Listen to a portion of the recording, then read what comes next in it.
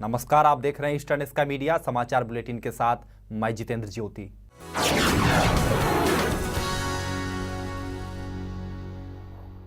ईटानगर में गृह मंत्री तांगा ब्यालिंग ने कानून व्यवस्था को लेकर जिला प्रशासन और ईटानगर परिषद के सदस्यों के साथ आयोजित की एक बैठक। इस बैठक में गृह मंत्री तांगा ब्यालिंग के साथ साथ संसदीय सचिव साया लीखा भी मौजूद थे। ईस्टर्न स्काई मीडिया से हुई बातचीत में तांगा ब्यालिंग ने कहा कि इन्फोर्समेंट एजेंसी लोगों को सुरक्षित महसूस करवाने के लिए राजधानी में कानून व्यवस्था की स्थिति बनाए रखने के लिए अपनी हर मुमकिन कोशिश कर रही है।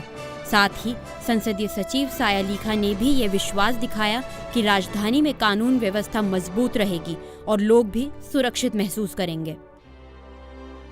जो अरुणाचल में आपने बहुत सारे केसेस देखे हैं कि बाउंड्री इशू को लेकर बहुत सारे लॉ एंड ऑर्डर प्रॉब्लम हो रहा है और रिसेंटली भी तरासो इंसिडेंट में आप देखे होंगे। तो इस तरह का प्रॉब्लम को सॉल्व करने के लिए आपको क्या लगता है कि किस तरह का स्टेप उठाना चाहिए? नहीं, इसमें बाउंड्री का जो इशू है वो हमारा स्टेट गवर्नमेंट का हाथ में नहीं है। वो बाउंड्री कमीशन वन मैन बना कर रखा है। सुप्रीम कोर्ट का सेंट्रल गवर्नमेंट ने कमीशन बनाया है, तो सुप्रीम कोर्ट ने निर्देश दिया है ये लोग कमीशन का ऊपर में चलेगा। हम लोग का कोई एडिट नहीं है इसमें। पहला ये स्टेट गवर्नमेंट ने एक एग्रीमेंट किया है कि स्ट्रेटेजी को इन लोग ने एक अरुणाचल गवर्नमेंट और असम गवर्नमेंट ने एग्रीमेंट किया है कि उसका सिस्टम में हम लोग चलने के लिए इसको हम लोग ये वायलेट नहीं करेगा। सर, अरुणाचल में बहुत सारे ऐसे पुलिस बूथ्स बनाए गए थे जहां पर मे आई हेल्प यू का साइन बोर्ड भी लगाया गया था और अभी कई जगह में हमने देखा है कि उसको एक स्टोर रूम के तरफ से भी हिसाब से भी उसको यूज़ कर रहे हैं। हाँ, अभी नहीं चलेगा, अभी नहीं हो सुधर जाएगा। तो सर, जो अरुणाचल के बाहर में हमारे स्टूडेंट्स जो पढ़ाई कर रहे हैं उन लोगों को भी आपने बहुत सारे केसेस देखे हैं, उन लोगों को भी तकलीफ होता है, तो सुसाइड भी हुआ है रिसेंटली। तो सर, इसके बारे में आप लोग किस तरह का कदम उठा रहे हैं?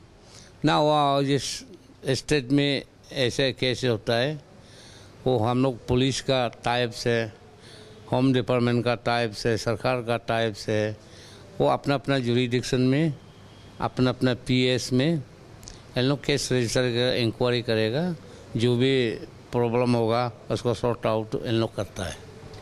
तो ये थे हमारे अरुणाचल प्रदेश के होम मिनिस्टर और पार्लियामेंट सेक्रेटरी होम लिखा साया जी और तांगा ब्यालिंग जी। और इनका कहना है कि आज तक जितने भी यहाँ लॉ एंड ऑर्डर का प्रॉब्लम हो रहा था उसको अभी इम्प्रूव करने के लिए इन्होंने ठान लिया है और अरुणाचल को जल्द ही लॉ एंड ऑर्डर सिचुएशन से बाहर निकालेंगे। कैमरामैन ओबी मेलोंग के साथ मैं नीलम राजा, eastern Sky Media, Arunachal Pradesh. Arunachal प्रदेश के जीरो में आदिवासी हस्तशिल्प और कपड़ों पर आयोजित की गई एक कार्यशाला। पारंपरिक पोशाक और उसके डिजाइन को बढ़ावा देना है कार्यशाला का उद्देश्य। 15 दिन तक चलने वाली इस कार्यशाला की शुरुआत सोमवार को की गई। जीरो के हांग गांव में दीबो जिला परिषद के सदस्य बामिन सिरी ने कार्यशाला का उद्घाटन किया था। ये कार्यशाला ब्रांड अरुणाचल बहुउद्देश्य सहकारी समिति लिमिटेड आयोजित की गई है और विकास आयुक्त वस्त्र मंत्रालय और भारत सरकार नई दिल्ली द्वारा प्रायोजित की गई है। कार्यशाला के उद्घाटन में गांव प्रधान सहित लोअर सुबनसिरी जिले के अलग अलग भागों से करीब 50 से अधिक ट्रेनीज ने भाग लिया था। अरुणाचल प्रदेश के जीरो में के विधायक ER तेग ताकी ने निभाया अपना वादा। जनता की शिकायतों को सुनने के लिए खोला गया एक कार्यालय। नवनिर्वाचित जीरो विधायक ER तागे ताकी ने जनता की शिकायतों को सुनने के लिए जीरो के पुलिस अधीक्षक के सरकारी निवास के पास एक कार्यालय खोला है। इस छोटे से समारोह में इस भवन का उद्घाटन किया गया। भवन का उद्घाटन एडिशनल डिप्यूटी कमिश्नर द्वारा किया गया। जीरो विधायक ER तागे ताकी ने चुनाव अभियान के दौरान ये वादा किया था जिसे उन्होंने पूरा कर दिखाया है। अरुणाचल प्रदेश के नाहरलगन में तेज रफ्तार ने ली एक की जान। एक ट्रक से टकराई मोटरसाइकिल, मौके पर ही हो गई युवक की मौत। एक भरे हुए ट्रक के मोटरसाइकिल के टकराने से एक 30 साल के युवक की मौत हो गई। एक चश्मदीद के अनुसार तेज रफ्तार से आ रहे एक ट्रक ने दूसरी दिशा से आ रही मोटरसाइकिल को जोरदार टक्कर मारी और टक्कर इतनी जोरदार थी कि बाइक सवार युवक ने मौके पर ही दम तोड़ दिया। मृतक कुरुंग कुमे जिले के तिगिया गांव का था। फिलहाल ट्रक ड्राइवर को नाहरलगन पुलिस ने गिरफ्तार कर लिया है और उसके खिलाफ रैश ड्राइविंग का केस भी दर्ज कर लिया गया है। नाहरलगन पप्पू नाला में 7:30 को सुबह एक ट्रक और बाइक का एक्सीडेंट हुआ। सुनने में आया है कि बाइक यहाँ से स्पीड से निकल रहा था, दोनों ओवरटेक करके, तो जो रश ड्राइवर है रश ड्राइविंग की वजह से हुआ। हम देख सकते हैं यहाँ पे अभी मैं कैमरामैन से रिक्वेस्ट करती हूँ कि आप दिखाइए वहाँ पे। सुबह इनका जो सामने से देखने वालों का कहना ये है कि बाइक भी बहुत स्पीड से जा रहा था और हमने देखा कि वो लोग अभी तक उन्होंने हेलमेट भी नहीं पहना हुआ था।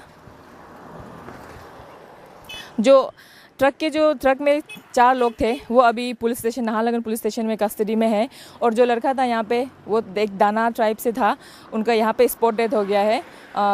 जो एक्सीडेंट हुआ उसका रीज़न एक था कि वो बहुत स्पीड से जा रहा था। जो आजकल कैपिटल कॉम्प्लेक्स के ईटानगर कैपिटल कॉम्प्लेक्स के जो लड़के हैं वो इतना रश ड्राइविंग करते हैं यहाँ पे कि उनको अपना जान का कोई परवाह नहीं होता। और दूसरा ये था कि उन्होंने ट्रैफिक रूल्स नहीं फॉलो करके, एक तो उन्हें स्लीपर पहना हुआ था और हेलमेट भी नहीं था, तो हेलमेट नहीं होने की वजह से बहुत ज़्यादा ही इंजरी हो गया और उसका स्पॉट डेथ हो गया। हम देखते हैं यहाँ पे कैपिटल में बढ़ती हुई एक्सीडेंट की वजह से आजकल हर जगह एक्सीडेंट हो रहा है और ये एरिया जो एक्सीडेंट प्रोन एरिया माना जाता है। यहाँ पे सुबह 7:30 को ट्रक और बाइक दोनों ही स्पीड से जा रहे थे। तो हमें देखना चाहिए कि आपको हमेशा हेलमेट पहनना चाहिए और हमेशा सेफ्टी रूल्स के साथ में जाना चाहिए। कैपिटल कॉम्प्लेक्स में एक्सीडेंट को बचाने के लिए, एक्सीडेंट को कम करने के लिए कैपिटल ट्रैफिक पुलिस क्या करेंगे हम देखेंगे। मैं टाइम्स अपना with camera person Hitesh Morang के साथ, ईस्टर्न स्काई मीडिया, अरुणाचल प्रदेश। दयनीय हालत में है अरुणाचल प्रदेश राज्य परिवहन सेवा, वहीं राज्य सरकार को नहीं है इसकी कोई सुध। ईटानगर के अरुणाचल प्रदेश राज्य परिवहन विभाग और वरिष्ठ स्टेशन अधीक्षक राज्य परिवहन सेवा के कार्यालय की हालत बेहद खराब है और शायद राज्य सरकार ने इस पर आंखें ही मूंद रखी हैं। यही वजह है कि राज्य सरकार को इसकी जरा भी सुध नहीं है। ईस्टर्न स्काई मीडिया से हुई बातचीत में एपीएसटी के एक स्टाफ ने बताया कि मानसून में तो ऑफिस की हालत और भी खराब हो जाती है। टिकट काउंटर तालाब बन जाता है और छत से गिरते बारिश के पानी की वजह से कई फाइलों का भी नुकसान हो जाता है। साथ ही उन्होंने ऑफिस की स्थिति के लिए राज्य सरकार को जिम्मेदार ठहराया। इस वक्त मैं Arunachal Pradesh state transport office में हूँ।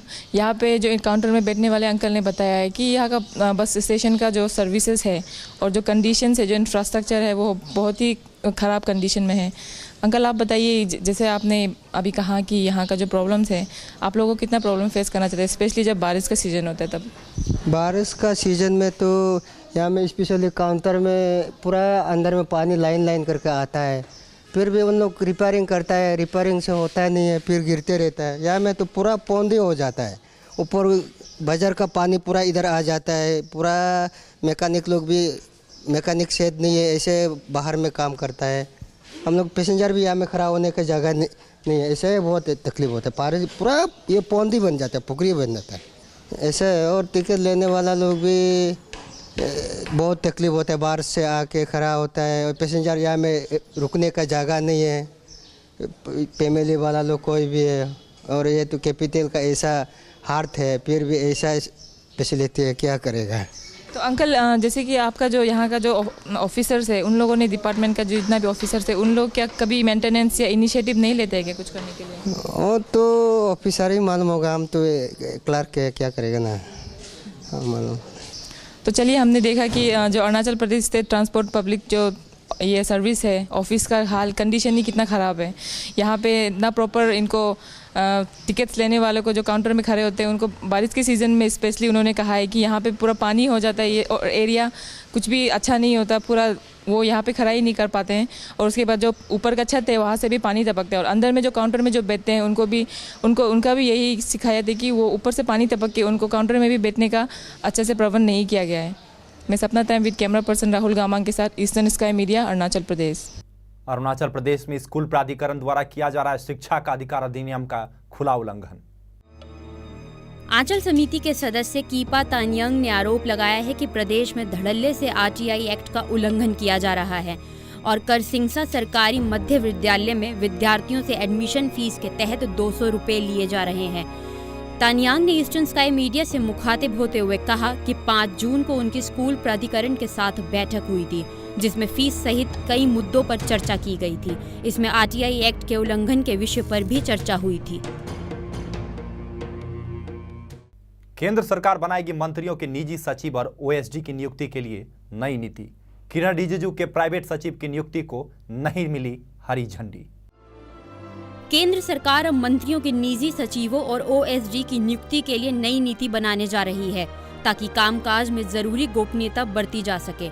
खबरों के मुताबिक 8 मंत्रियों के निजी सचिवों की समीक्षा की जा रही है।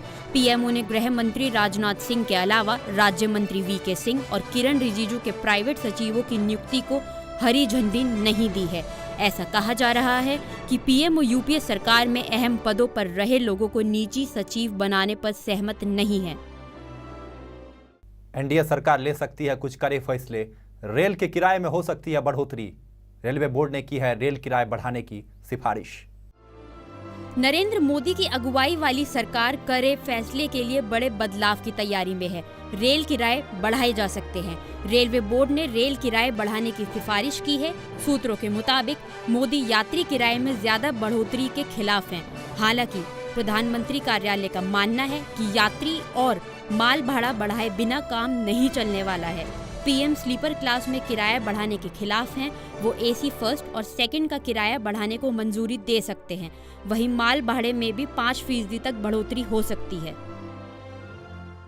सड़क परिवहन एवं जहाज रानी मंत्री नितिन गडकरी ने मंगलवार को ई रिक्शा को लेकर किया बड़ा ऐलान। नितिन गडकरी ने कहा 650 वाट तक के ई रिक्शा के लिए लाइसेंस की जरूरत नहीं है। सड़क परिवहन एवं जहाज रानी मंत्री नितिन गडकरी ने मंगलवार को ई रिक्शा को लेकर एक बड़ा ऐलान किया है। उन्होंने रामलीला मैदान में एक बड़ी रैली को संबोधित करते हुए कहा कि 650 वॉट तक की बैटरी चलित ई रिक्शा के लिए मोटर व्हीकल एक्ट के तहत लाइसेंस लेने की जरूरत नहीं होगी। गडकरी ने ई रिक्शा चालकों से कहा कि वे सवारियों की सुरक्षा के मद्देनजर अच्छे मानकों वाला मजबूत रिक्शा ही खरीदें। उन्होंने ई रिक्शा योजना को पंडित दीनदयाल उपाध्याय का नाम देने का ऐलान करते हुए कहा कि सरकार ने यह निर्णय भी लिया है कि रिक्शे में 4 सवारी बैठ सकेंगी और इसके साथ 50 किलो वजन तक सामान भी ले जाने की छूट होगी। मोदी सरकार और कांग्रेस के शासनकाल में नियुक्त किए गए राज्यपाल के बीच अब संबंध बिगड़ते नजर आ रहे हैं। उत्तर प्रदेश के राज्यपाल बीएल जोशी ने दिया इस्तीफा। 2004 में दिल्ली के उपराज्यपाल भी रह चुके हैं बीएल जोशी। केंद्र सरकार द्वारा कांग्रेस के राज्यपालों को हटाने की खबरों के बीच उत्तर प्रदेश के राज्यपाल बीएल जोशी ने इस्तीफा दे दिया है। बीएल जोशी 28 जुलाई 2009 से यूपी के राज्यपाल हैं। बीएल जोशी 2004 में दिल्ली के उपराज्यपाल भी रह चुके हैं। यही नहीं, वो मेघालय और उत्तराखंड के भी राज्यपाल रह चुके हैं। तमिलनाडु से एक बड़ी खबर आ रही है। सुप्रीम कोर्ट ने तमिलनाडु की मुख्यमंत्री जे जयललिता के खिलाफ आय से अधिक संपत्ति अर्जित करने के आरोप में चल रहे मुकदमे पर लगी रोक को हटा दिया है। न्यायमूर्ति विक्रमजीत सेन और न्यायमूर्ति एसके सिंह की खंडपीठ ने मुकदमे की सुनवाई पर रोक के लिए जयललिता की याचिका खारिज कर दी है। जयललिता चाहती थी कि निचली अदालत द्वारा Lex property development private limited की याचिका का निपटारा होने तक मुकदमे की सुनवाई पर रोक लगाई जाए। आय से अधिक संपत्ति का यह मुकदमा 2003 में शीर्ष अदालत ने चेन्नई की अदालत से बेंगलुरु की अदालत में स्थानांतरित कर दिया था। आर्थिक जगत से खबर है। महंगाई को लेकर बोले आरबीआई गवर्नर रघुराम राजन। राजन ने कहा आने वाले महीनों में महंगाई कम करना उनकी पहली प्राथमिकता है। आरबीआई के गवर्नर रघुराम राजन ने कहा है कि आने वाले महीनों में महंगाई कम करना उनकी प्राथमिकता होगी। एक सम्मेलन के दौरान उन्होंने ये बात कही। उल्लेखनीय है कि पिछले 2 महीनों में महंगाई का ग्राफ एक बार फिर ऊपर की ओर जा रहा है। मई में थोक महंगाई दर 5 महीने के उच्चतम स्तर पर पहुंचकर 6.01 हो गई है। इस दौरान आलू के दाम में 19% बढ़ोतरी दर्ज की गई है। साथ ही खाद्य महंगाई दर 9.50% पहुंच गई है। इसके अलावा इस साल कम बारिश की भी संभावना जताई जा रही है, जिससे खाद्य पदार्थ की महंगाई और बढ़ सकती है। भारत के मंगल मिशन ने पूरी की अपनी 70% यात्रा। 100 दिन बाद मंगलयान लाल ग्रह यानी मंगल पर पहुंच सकता है। भारत का मंगल मिशन अपनी 70% यात्रा को पूरा कर चुका है। मंगलयान तेजी से अपने मिशन की ओर बढ़ रहा है और ऐसी उम्मीद जताई जा रही है कि ठीक 100 दिन बाद मंगलयान लाल ग्रह यानी मंगल पर पहुंच जाएगा। बेंगलुरु स्थित भारतीय अंतरिक्ष अनुसंधान संगठन ने कहा है कि 24 सितंबर को मंगलयान मिशन की एक बेहद महत्वपूर्ण प्रौद्योगिकी उपलब्धि मार्स ऑर्बिट इंसर्शन की योजना है। MOM बेहद तेजी से गहरे अंतरिक्ष में 300 दिन की अपनी यात्रा के अपने लक्ष्य की ओर बढ़ रहा है। प्याज की महंगाई एक बार फिर रुला सकती है लोगों को। महाराष्ट्र के प्याज उत्पादक क्षेत्र नासिक में हड़ताल की वजह से प्याज के दाम छू सकते हैं आसमान में। हरी सब्जियों की कीमतों में आई तेजी के बाद अब आलू प्याज की कीमतें भी हिलोरे मारने लगी हैं। प्याज की कीमत में अचानक आई तेजी का कारण महाराष्ट्र के प्याज उत्पादक क्षेत्र नासिक में हड़ताल का होना माना जा रहा है। आजादपुर मंडी के आढ़तियों का कहना है कि नासिक में मजदूर मजदूरी बढ़ाने को लेकर रविवार से हड़ताल पर हैं। कारोबारियों का कहना है कि यदि नासिक में मजदूरी की हड़ताल लंबी खिंचती है तो राजधानी में प्याज की कीमत में और तेजी आने की संभावना है। प्रीति जिंटा और नेस वाडिया में हो सकती है सुलह। किंग्स 11 पंजाब में अपनी हिस्सेदारी बेचकर अमेरिका में सेटल हो सकती हैं प्रीति जिंटा। बॉलीवुड एक्ट्रेस प्रीति जिंटा और उनके बिजनेस पार्टनर नेस वाडिया में सुलह हो सकती है। एक समाचार पत्र ने वकील के जरिए यह जानकारी दी है। समाचार पत्र के मुताबिक प्रीति अपनी उस शिकायत को वापस ले सकती हैं जिसके आधार पर मुंबई पुलिस ने नेस वाडिया के खिलाफ मामला दर्ज किया था। दरअसल प्रीति जिंटा ने नेस वाडिया पर छेड़खानी का आरोप लगाते हुए मरीन ड्राइव थाने में शिकायत दर्ज कराई थी। प्रीति ने आरोप लगाया था कि 30 मई को मुंबई के वानखेड़े स्टेडियम में किंग्स 11 पंजाब और चेन्नई सुपर किंग्स के बीच मैच के दौरान नेस वाडिया ने उनका हाथ पकड़ा था और गाली गलौज भी की थी। फिलहाल मामला खत्म करने के लिए प्रीति जिंटा किंग्स 11 पंजाब में अपनी हिस्सेदारी बेचकर अमेरिका वापस लौट सकती हैं। आज के समाचार अंक में फिलहाल इतना ही। नमस्कार।